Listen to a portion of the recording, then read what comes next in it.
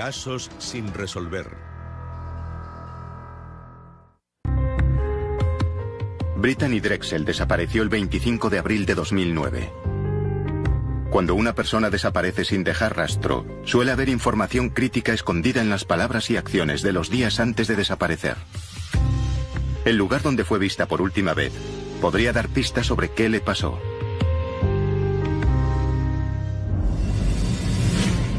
Una adolescente de Rochester, en Nueva York, se marchó de viaje sin permiso durante las vacaciones de primavera. A Brittany le gustaba jugárnosla. Si mamá decía que no, papá decía que sí. No era un sitio en el que una chica guapa de 45 kilos debiera estar sola. Desapareció de repente cuando volvía a pie a su hotel. Sabía que algo iba mal. Sabía que había un problema porque llevaba media hora sin poder hablar con ella. ¿Podría ser que unos problemas en casa la empujaran a hacerlo? Era un aviso de que necesitaba ayuda. ¿Qué o quién pudo alejar a Brittany de su casa? ¿Dónde está mi niña? ¿Están torturando a mi niña? ¿Está herida? Conocí a Brittany cuando yo tenía 15 y ella tenía 14. Éramos amigas. Nos conocimos y siempre hemos estado muy unidas. Le gustaba mucho bromear y reírse. Siempre hacía sonreír a la gente. Le encantaba divertirse y estaba sonriendo todo el día. El 22 de abril de 2009, los alumnos del Instituto de Rochester, en Nueva York, estaban de vacaciones tras un largo invierno, y Brittany estaba preparada para un poco de calor. En Rochester, es un rito para los estudiantes de último curso pasar una parte de las vacaciones en Myrtle Beach, Carolina del Sur. Solo los alumnos, sin la supervisión de sus padres. Unos 30 o 40 chicos iban a ir a Myrtle Beach. Es una especie de tradición para ellos ir allí. Es como cualquier otra zona turística. Hay hoteles, tiendas. Esos chicos van allí a beber y a consumir drogas. Salen de fiesta, van a discotecas y también a la playa. Brittany, una estudiante de instituto, conocía a varios chicos mayores que le pidieron que les acompañase a Myrtle Beach. Me preguntó si podía ir a Myrtle Beach y yo le dije que no. También le dije que tenía que hablar con su padre. Sabía que no la dejaría ir, pero aún así tenía que hablar con los dos. A Brittany le gustaba jugárnosla. Si mamá decía que no, papá decía que sí. Dawn y Chad Drexel habían decidido divorciarse hacía poco. La separación había afectado a Brittany y a sus hermanos. Dawn me llamó el jueves sobre las 8 de la tarde. Me dijo, tu hija ha sacado el tema de las vacaciones de primavera, quiere irse. Según Chad, Brittany se acostaba tarde y no iba al instituto. Él opinaba que no era el momento para que ella se fuera de vacaciones sin supervisión de los padres. Le dije, ¿qué pasa? ¿Por qué le has dicho a tu madre que te quieres ir de vacaciones? ¿No irás a ningún sitio? Se quedó callada, no dijo nada. ¿Me entiendes, Brittany? Sí. 22 de abril de 2009, Rochester, Nueva York, 4 de la tarde. La tarde siguiente, un miércoles, la discusión continuó. Brittany estaba tan enfadada que salió de casa. Llamó a su novio, John Greco, y le pidió que la recogiera. John, con el que llevaba saliendo intermitentemente 2 años, sabía las ganas que tenía Brittany de irse de vacaciones. Ese curso fue muy duro para ella. Tuvo que enfrentarse al divorcio de sus padres. Cualquier problema que hubiera entre nosotros hacía que aumentara la ansiedad que sentía. Tara, una amiga íntima de Brittany, había visto lo duro que le había resultado el curso. Solo quería estar con sus amigos y no quería quedarse en casa. Quería irse durante las vacaciones, quería salir de Rochester una semana y divertirse. Durante los meses antes de su desaparición, Brittany había tenido problemas. Padeció 2 sobredosis con las pastillas contra el dolor de su madre, ambas después de rupturas con John. El padre de Brittany pensaba que ella también estaba nerviosa por lo del divorcio. En el fondo me sentía culpable porque en cuanto me fui de casa empezaron los problemas. Fui directo al hospital. No se había tomado tantas como todos pensaban. Era un aviso de que necesitaba ayuda. Me acuerdo de su mirada. Tenía la cara roja y estaba llorando. Le corrían las lágrimas por la cara y yo la miré y le dije: Brit, ¿por qué has hecho eso? ¿Por qué? Nada en esta vida es tan malo como para esto. Brittany empezó a ver a un orientador y al final volvió con John. Ese tipo de comportamiento no era normal en ella. Había sido una niña desenfadada. Hablaba de hacerse enfermera y también le encantaba el fútbol. Era la más rápida en el campo sin importar en qué equipo jugara. Sus entrenadores decían que no habían visto a ninguna niña tan rápida. Quien conocía el talento de Brittany era su entrenador, Dave Beltry. Tenía mucho talento. En un año marcó 26 goles. Era rápida y tenía resistencia, era hábil. Lo cierto es que era muy buena jugadora. Su entrenador la consideraba una auténtica líder. Muchas chicas más jóvenes la admiraban y demostraban lo que valía en el campo. Ella era alegre y despreocupada. Su compañera Katia Rosien valoraba su don tanto en el campo como fuera de él. Siempre estaba ahí para ti. Sentía pasión por el fútbol y por sus amigos. Tenía ese fuego en su mirada. Era impresionante verlo. Brittany era enérgica y alegre. Era ese tipo de persona que entraba en una habitación y aunque fuera el día más deprimente de la semana, la iluminaba. 22 de abril de 2009, Rochester, Nueva York, 4 de la tarde. Pero el espíritu alegre de Brittany se apagó el miércoles 22 de abril, cuando su madre se negó a que fuera a Myrtle Beach de vacaciones. Brittany se desahogó con su novio John tras salir cabreada de casa. Cuando Brittany le dijo a su madre que quería ir a Carolina del Sur, su madre, como es lógico, le dijo: ni hablar. No vas a Carolina del Sur, tienes 17 años. Brittany le respondió y tuvo una discusión con ella. Brittany me llamó y yo fui a recogerla. La llevé a casa de una amiga suya. Un poco más tarde, Brittany volvió a pedir permiso para ir a Myrtle Beach. Me llamó y me pidió perdón por cómo se había comportado. Me preguntó si podía ir a Myrtle Beach. Le dije que no y me preguntó por qué. Yo le dije: para empezar, no conozco a la gente con la que vas y no van padres. Entonces le dije que podía pasar algo y que no quería que le pasara nada. Entonces le propuso otra idea para las vacaciones. Le preguntó si podía pasar lo que quedaba de vacaciones en casa de una amiga que vivía cerca. Su madre aceptó. Brittany le prometió que la llamaría con el móvil en los próximos días. En realidad, Brittany había hecho otro plan, que le contó a su novio, John. Me dijo que unos amigos suyos querían que fuera con ellos a Myrtle Beach. Yo le dije que me parecía buena idea. Así saldría de Rochester. Le sentaría bien ir 3 días a Carolina del Sur. Pensé, ¿qué puede pasar en 3 días? A continuación, las palabras del novio de Brittany lo perseguirán. Sabía que algo iba mal. Sabía que había un problema porque llevaba media hora sin poder hablar con ella.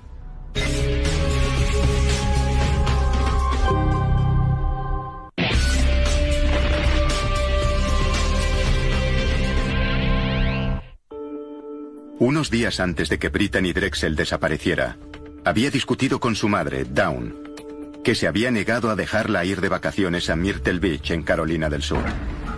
Frustrada, Brittany le había pedido permiso para quedarse en casa de una amiga que vivía cerca en Rochester, Nueva York. Su madre aceptó. ¿Está bien? Pero Brittany no tenía intención de quedarse al norte de Nueva York.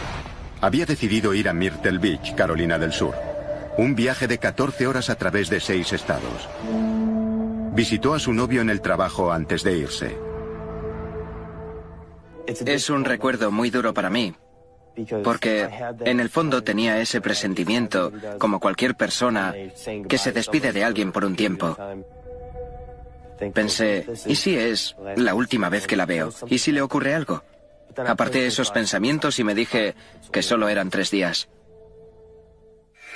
22 de abril de 2009, Rochester, Nueva York, 6:30 de la tarde. Brittany salió de Rochester con sus amigos el miércoles por la noche, para llegar a la playa a la mañana siguiente. Creía que la gente con la que se iba era de confianza. No los conocía en persona. Ella me había pedido que fuera con ella, pero no podía. Tenía que trabajar. Durante los siguientes días, Brittany y John estuvieron en contacto por el móvil. A veces se enviaban varios mensajes por hora. Ella le dijo que estaba en un hotel en la playa, que se llamaba Bar Harbor Hotel. El primer mensaje que me envió desde allí decía: el tiempo es increíble, hay palmeras, estar aquí junto al océano es increíble. Pero no era solo la arena y el agua lo que atraía a Brittany y a sus amigos. La zona es un paraíso para los estudiantes que disfrutan de su independencia en los bares y discotecas por primera vez. Aunque la edad mínima para beber es de 21 años, muchas discotecas le permiten la entrada a menores. Los bares y discotecas de Myrtle Beach hacen lo que sea por dinero. Atraen a un montón de adolescentes y pasan del hecho de que solo tengan 16 o 17 años. Solo quieren dinero. Brittany se aprovechó de su libertad durante las vacaciones. Su madre creía que estaba viendo películas en casa de su amiga de Rochester, mientras John sabía que se lo estaba pasando en grande a cientos de kilómetros. Se lo estaba pasando muy bien. Solo estaba disfrutando de sus vacaciones. Estaba con un grupo de amigos pasándoselo bien. Pero el segundo día todo cambió. Brittany empezó a sentirse separada de sus amigos. Brittany me contó que estaban consumiendo muchas drogas. A ella no le iban nada las drogas. Y intentó hacer todo lo posible para apartarse de eso. Empezó a hacer cosas sola. Iba sola al restaurante y paseaba sola por la playa también. Evidentemente, cuando eres una chica guapa de unos 45 kilos, Carolina del Sur no es el mejor sitio para estar sola. A media tarde del viernes, Brittany se encontró con un amigo de Rochester. Peter Brozowicz, de 20 años, trabajaba en varias discotecas de allí. Estaba con unos amigos en el Blue Water Resort en Myrtle Beach, a 1 kilómetro del hotel de Brittany. A Peter Brozowicz yo no lo conocía personalmente, pero Brittany sí. Siempre estaba en las fiestas de las discotecas. Coincidimos en alguna de ellas porque teníamos amigos en común. Di por sentado que, al ser un buen amigo de Brittany, él cuidaría de ella. 25 de abril de 2009, Rochester, Nueva York, 2 de la tarde. Ese sábado, la madre y la hermana de Brittany, que pensaban que estaba en casa de una amiga en Rochester, la llamaron para decirle que le habían comprado unas botas de fútbol nuevas. Le preguntaron qué iba a hacer, ya que el tiempo había mejorado. 26 grados era un tiempo inusualmente cálido para el mes de abril. Le pregunté dónde estaba y me dijo que en la playa. Hacía buen tiempo aquí en Rochester. Yo pensé que estaría en Charlotte Beach. Charlotte Beach, en Rochester, estaba a 20 minutos de la casa de Brittany. Dawn seguía pensando que Brittany estaba cerca y bajo la supervisión de los padres de su amiga. Había hablado con ella y le pedí que me pasara a uno de los padres. Me pasó a alguien, no sé quién era. Me dijo que no había problema en que Brittany se quedara con ellos. Le pregunté a mi hija qué harían después. Me dijo que volverían a casa de la amiga para ver unas películas y que no harían mucho más. Brittany le contó a su madre que volvería al día siguiente y le agradeció dejar que se quedara con sus amigas los últimos días. Me dijo, nos vemos mañana, te quiero. Yo le dije, yo también te quiero. Y colgamos. Esa conversación aparentemente normal pronto sería trágicamente importante. Sería la última vez que Dawn hablase con su hija, antes de que ésta desapareciera. Mientras tanto, Brittany decidió quedar con su amigo Peter. Antes de salir, le cogió prestado un pantalón corto a una de sus amigas.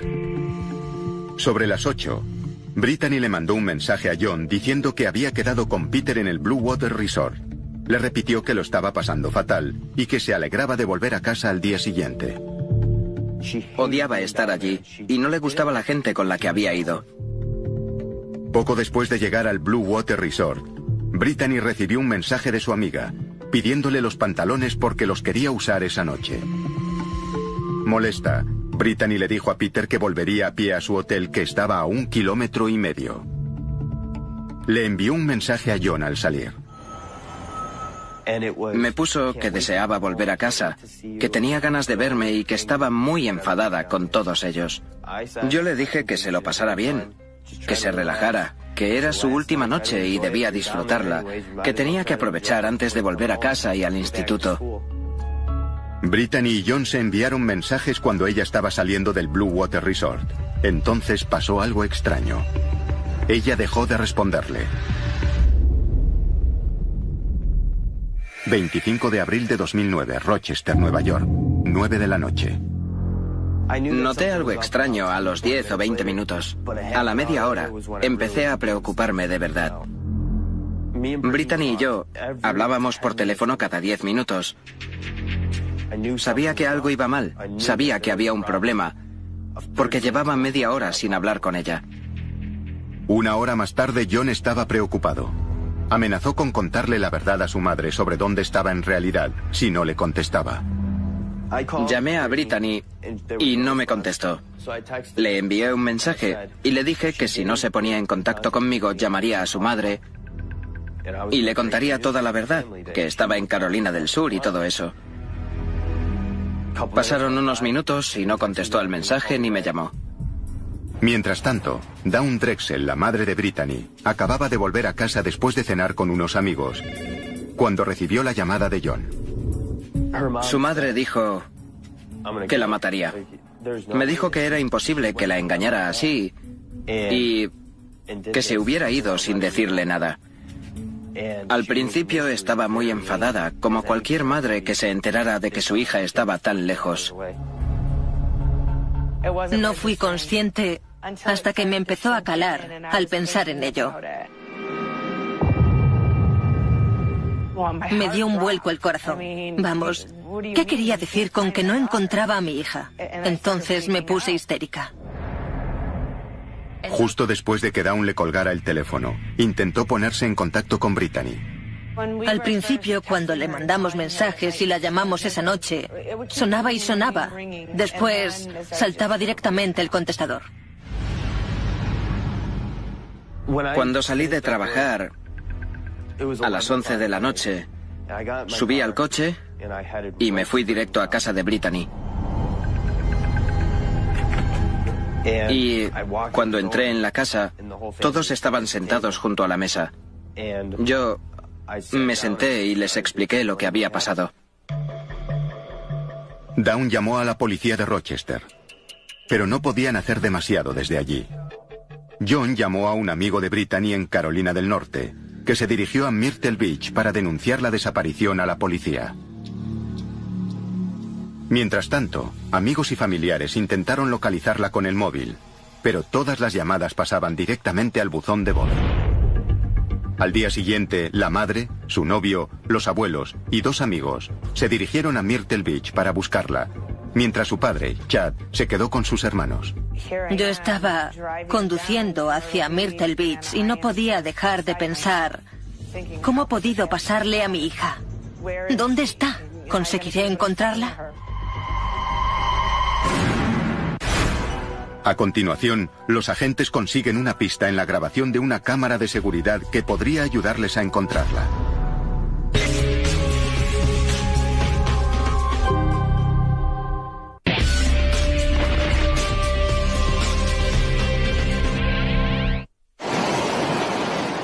Brittany Drexel, de 17 años, se fue a Myrtle Beach, Carolina del Sur, a pasar las vacaciones sin permiso de sus padres.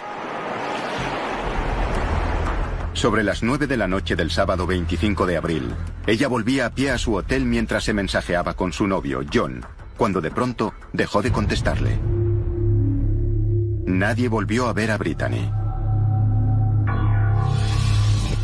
El teniente Joseph Capp y el agente Vincent Dorio se encargaron de la investigación. La policía inició la búsqueda de Brittany, mientras la madre, su novio John, sus abuelos y 2 amigos aún estaban de camino a Myrtle Beach desde Rochester. Creo que nadie durmió en el viaje a Carolina del Sur. Era muy difícil, porque sabíamos que íbamos allí porque Brittany había desaparecido. Era como otra realidad aparte. Aquello no podía estar pasando. 26 de abril de 2009, Myrtle Beach, Carolina del Sur. Brittany lleva 12 horas desaparecida. La policía de Myrtle Beach emprendió una búsqueda alrededor del hotel en el que Brittany fue vista por última vez. Registraron playas y hoteles de la zona en busca de posibles pistas.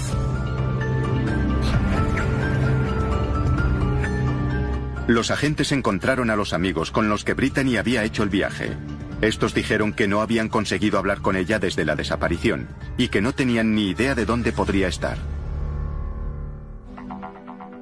Cuando la madre de Brittany se reunió con los policías de Myrtle Beach, le preguntaron sobre la vida de su hija. Pensaban que se había escapado. Y yo sabía que mi hija no lo había hecho. Estaba a punto de cumplir los 18 y pensaba que ya era una adulta.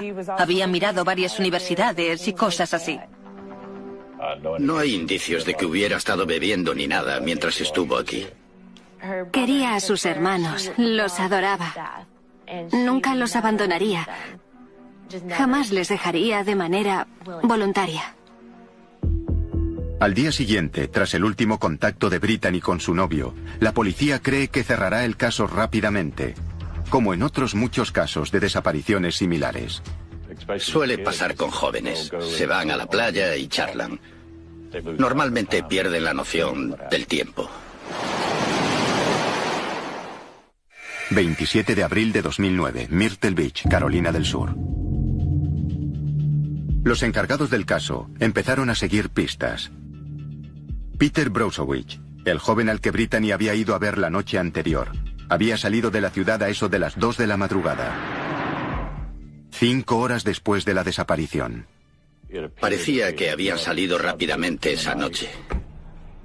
Habían olvidado algo de ropa y la fianza. Esos factores combinados eran muy sospechosos. Nada más volver a Rochester, Peter contrató los servicios de un abogado defensor. Los agentes empezaron a recrear las últimas horas de Brittany. Mientras iba desde su hotel a visitar a Peter, fue grabada por una cámara de seguridad, caminando y enviando mensajes sobre las 8 de la tarde. La vimos. Estaba caminando y usando el móvil. Comprobamos que estaba llamando a la gente que iba a visitar para saber cómo llegar hasta el hotel. Según Peter, Brittany salió de su habitación al poco tiempo de llegar para volver a su hotel y devolverle unos pantalones a su amiga. El agente Dorio revisó las grabaciones de seguridad del Blue Water Resort. Confirmaban la historia de Peter. La vimos entrar por la puerta principal y poco después salir y dirigirse hacia el norte, hacia su hotel. El agente Dorio pudo determinar la hora a la que Brittany salió del Blue Water Resort, a las 8:48 de la tarde. La policía calculó que Brittany tardaría unos 15 minutos en llegar hasta la cámara de tráfico de regreso a su hotel. Revisando la cinta de la cámara de tráfico, comprobamos que Brittany no llegó tan lejos. En algún punto entre el Blue Water Resort y su hotel, desapareció. La policía siguió interrogando a Peter, la última persona que vio a Brittany Drexel. Querían saber por qué él y sus amigos salieron a mitad de la noche, poco después de que Brittany desapareciera. Peter cooperó con nosotros. Sí, tenía un abogado, pero ambos fueron muy sinceros. Peter les contó que uno de sus amigos tenía que volver a Rochester por presión de su madre. Comprobamos toda la información de lo que dijeron que habían hecho. Después de comprobar la historia de Peter, la policía no encontró pruebas de que sus amigos tuvieran nada que ver con la desaparición. Por desgracia, no había más pistas sobre lo que le pudo haber pasado. Seguía en Myrtle Beach. Graham Moore, un periodista, ha seguido el caso de Brittany desde la desaparición. Estaban en el hotel. No estuvo allí demasiado. La llamó su amiga para que le devolviera los pantalones. Por lo que sé, salió de allí y le mandó mensajes a su novio. Las cámaras del Blue Water demostraban que salió a las 8:48 de la tarde, pero nunca apareció en la grabación de una cámara de tráfico en el camino de vuelta a su hotel. A través del registro de llamadas, los agentes podrían averiguar qué pasó durante esos minutos. A las 8:58 le contestó, no, me quedo para hacer las maletas y me iré a dormir. John le preguntó, ¿por qué, cariño? ¿Por qué? Según el registro de llamadas del móvil de Brittany, este cruce de mensajes con su novio John tuvo lugar 10 minutos después de salir del Blue Water. Se suponía que ella volvía a pie a su hotel, que estaba a 1,5 kilómetros, pero el registro demostraba que de pronto se cortó toda la actividad saliente del móvil de Brittany. Sobre las 9:15 él le volvió a escribir, hey, ¿por qué no me contestas? En ese momento le mandó un mensaje, y luego otro y otro. ¿Dónde estás? ¿Estás bien? John envió varios mensajes a los amigos de Brittany para ver si podían localizarla, y eso iluminó a los agentes. Empezaron a llamarla, y por eso pudimos localizarla, porque su móvil se dirigía al sur. Cuando sus amigos llamaban a Brittany, su móvil hacía ping, es decir, se comunicaba con un repetidor. Esto les daba a los agentes una ubicación aproximada de Brittany en ese momento. A pesar de que se suponía que iba hacia el norte, a su hotel, a las 9:27, unos 30 minutos después de su último mensaje, los datos revelan que su teléfono va hacia el sur por la autopista 17. Su teléfono se comunica con repetidores de una zona llamada Surfside Beach, a 11 kilómetros al sur de Myrtle Beach. Tardaría 2 horas caminando, pero solo 15 minutos en coche. El teléfono se movía a una velocidad que hacía pensar que estaba en un coche, pero no sabíamos si ella estaba allí también. La policía no sabía si se había acabado la batería o si lo habían destruido. Pero a las 11:58, 3 horas después del último mensaje de Brittany, el repetidor 332 recibió la última señal del móvil. Está a 2 condados y a unos 80 kilómetros al sur de Myrtle Beach, cerca del condado de Georgetown.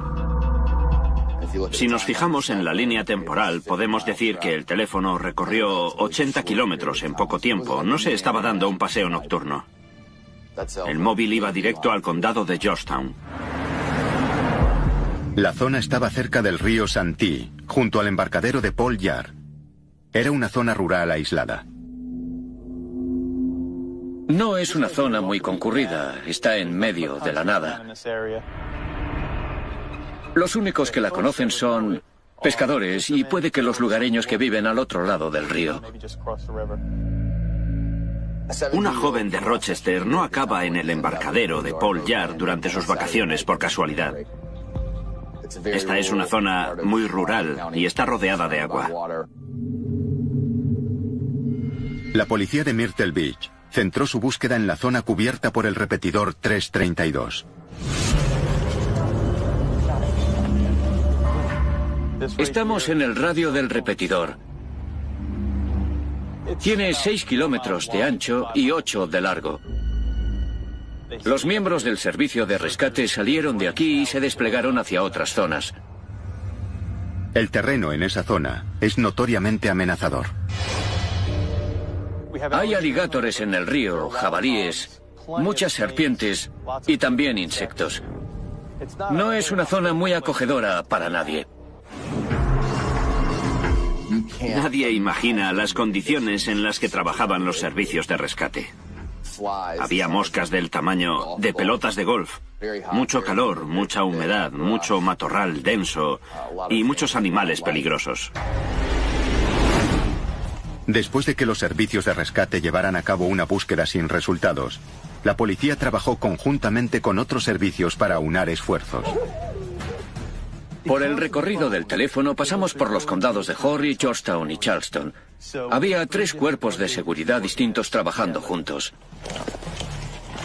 Georgetown y Charleston equiparon sus barcos con sonar y comprobamos los ríos.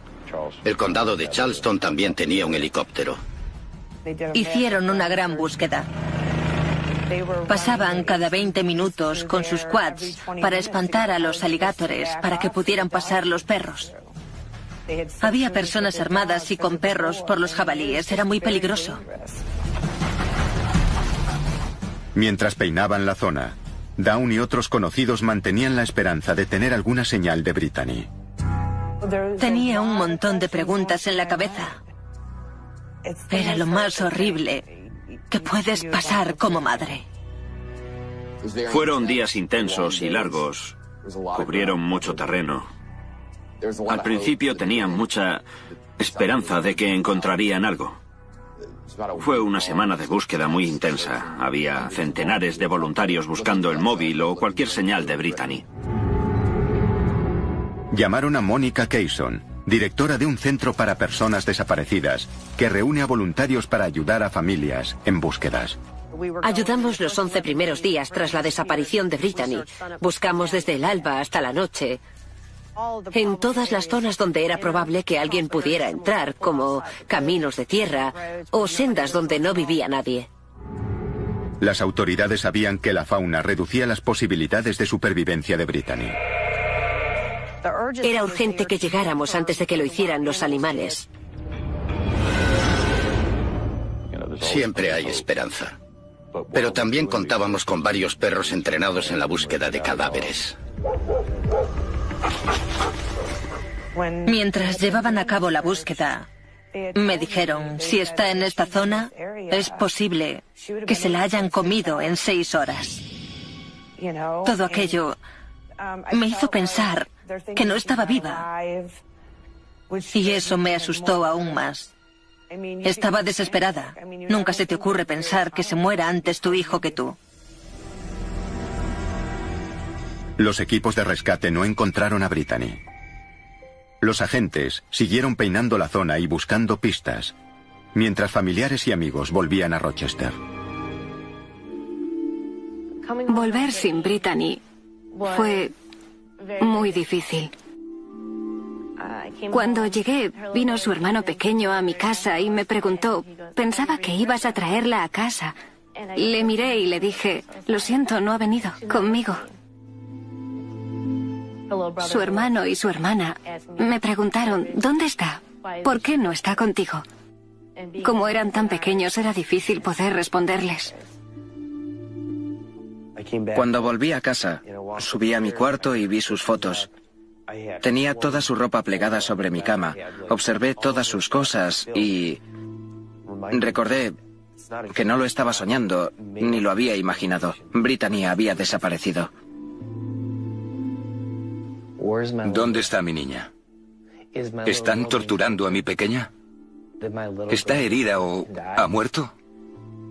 Si pasara eso...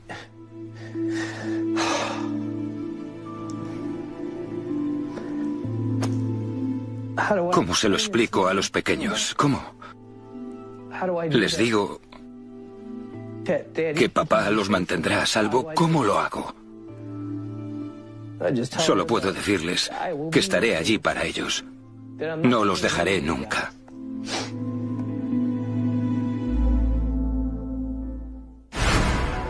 A continuación, la búsqueda de la desaparición de Brittany estaba prácticamente parada hasta 8 meses después, cuando finalmente encuentran una prueba en potencia. La búsqueda de una semana de la desaparecida Brittany Drexel ha revelado una posible prueba para el caso.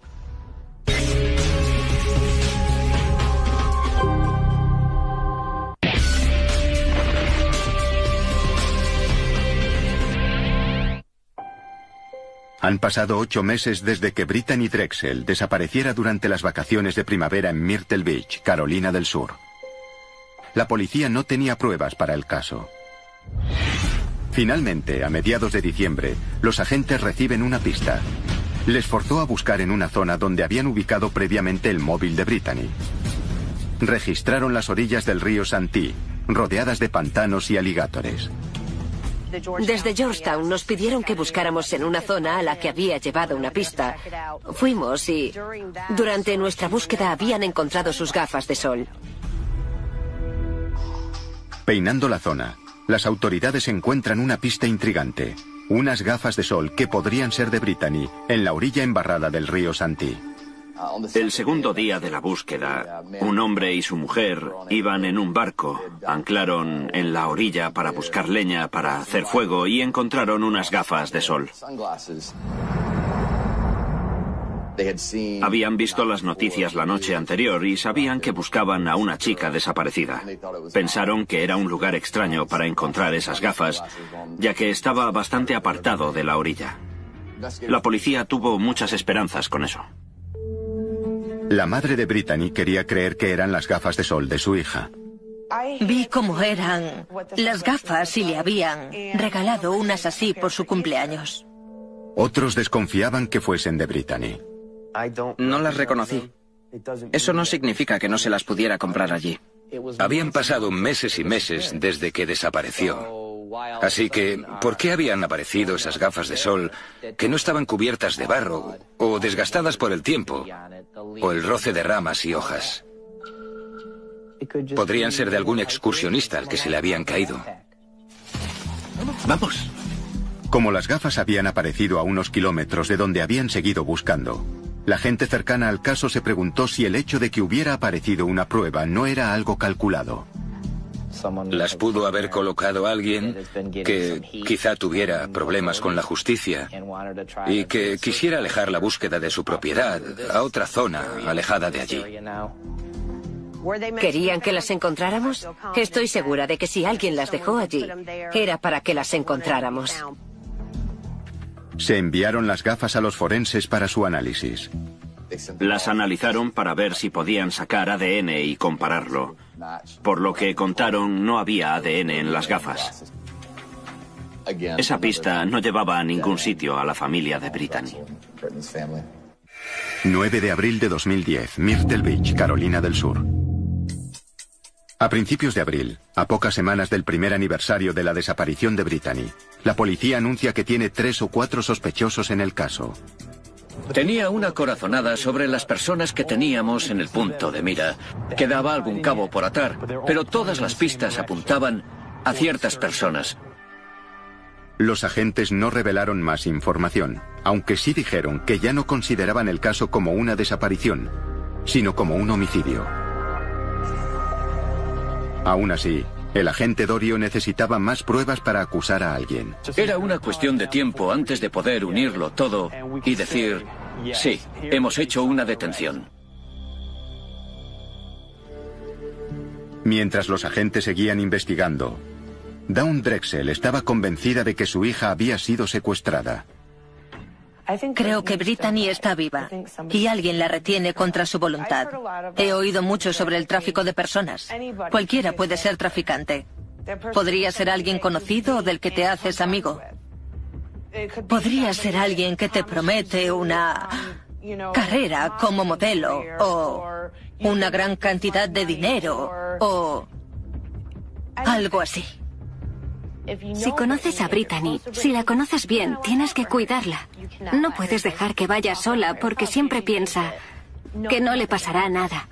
Confía demasiado en la gente y te tienes que ocupar de ella. Pero las autoridades dudaban de que fuera un caso de tráfico de personas. No teníamos pruebas, ningún historial. La mayoría de traficantes de personas se centran en víctimas con problemas de idioma y suelen darse en zonas donde ya se han dado casos de tráfico de personas antes. No teníamos datos que nos indicaran que fuera este el caso. Que yo sepa, el tráfico de personas no es un problema en Carolina del Sur. Yo soy de Carolina del Sur y aquí no se ha hablado nunca de eso. No podíamos excluirlo, pero desde luego no podíamos centrar la investigación en ello. La policía reveló a la prensa una prueba importante para intentar conseguir nuevas pistas en la investigación. Hay nueva información sobre la desaparición de una adolescente de Nueva York hace casi un año. Un vídeo de Brittany Drexel grabado 24 horas antes de que desapareciera. Hola, Brit. ¿Qué? Un universitario del Medio Oeste, que también había estado en Myrtle Beach, grabó este vídeo la noche del viernes 24 de abril, tras conocer a Brittany en el Ocean Boulevard. Había unos chicos que la estaban provocando porque era una chica muy guapa. Algunos tipos le estaban gritando y provocando, de manera que paró a un chico y le preguntó si podía acompañarla para que no le gritaran más. Hablaron, fueron a su habitación del hotel y él grabó un vídeo corto de la conversación. Se pudo confirmar que se trataba de Brittany. Los agentes comprobaron que el estudiante tenía coartada y que no sabía dónde estaba Brittany. Cuando se acordó de que tenía el vídeo, se puso en contacto con nosotros y nos dejó verlo. Aún no han encontrado a Brittany Drexel. El vídeo llamó la atención en todo el país. Han salido a la luz imágenes nunca vistas de la noche antes de desaparecer. Un chico que conoció de vacaciones grabó este vídeo en un hotel.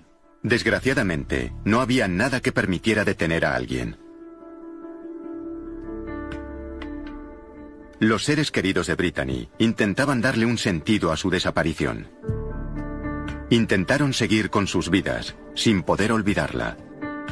En estos momentos estoy buscando a Brittany, pero también estoy intentando concienciar a todos aquellos padres que piensan que esto nunca les ocurrirá a sus hijos.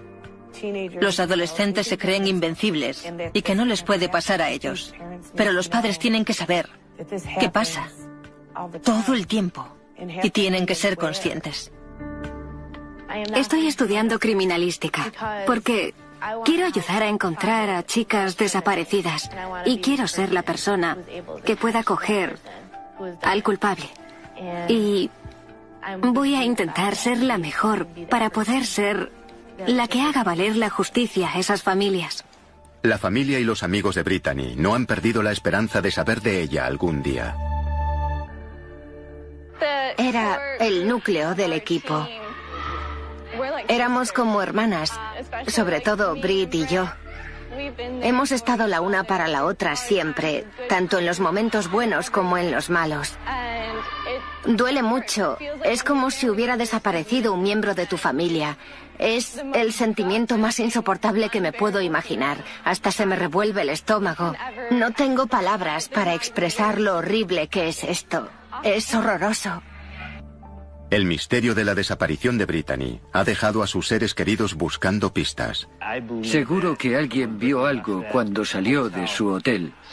Alguien tiene que saber algo. Alguien tuvo que ver algo. Esperemos que esa persona dé la cara y esperemos que algún día Brittany aparezca.